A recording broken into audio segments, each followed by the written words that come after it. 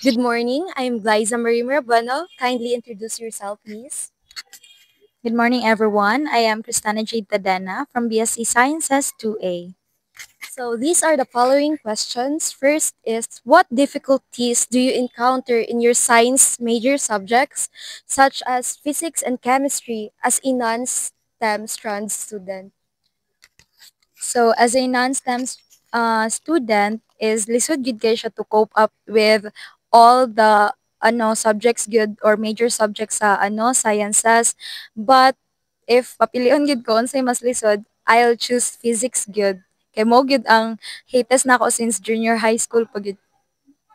Next question is, which specific topics or concept do you find hardest to understand and why? So, one of the hardest is the topic of rotational motion.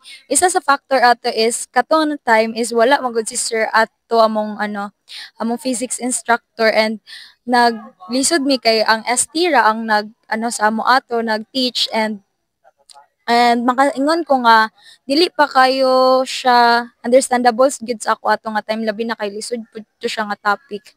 And so yeah. So, the third question is, how do you usually cope or adjust when you struggle with these lessons?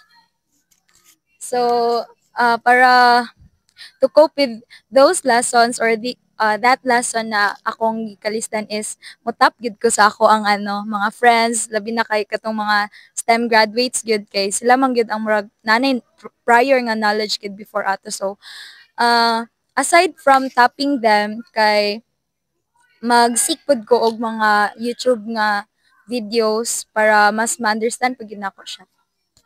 And next is, how do you feel about taking science major subject without STEM background?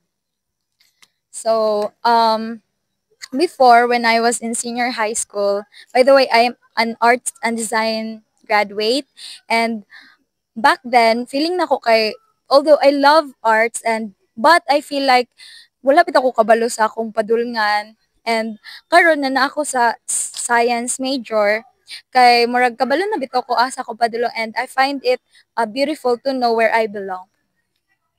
And last question is, what support or teaching approaches do you think would help non-STEM students succeed better in these subjects? So for me, kay I really need the support from my family. Kaya syempre, since ako gauli-uli ko sa amo, lisod man nga mag-study, di ba nga, kanang gabiin na niya ako kay dili gid mi ginapabilar bitaw. So galisod ko if wala po support sa akong parents nga dili bitaw sila kasabot nga unsa man na siya dugay man na siya matulog.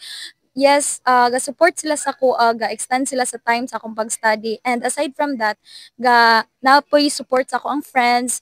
Example, like, kanang mga mangutana ko sa ila ha.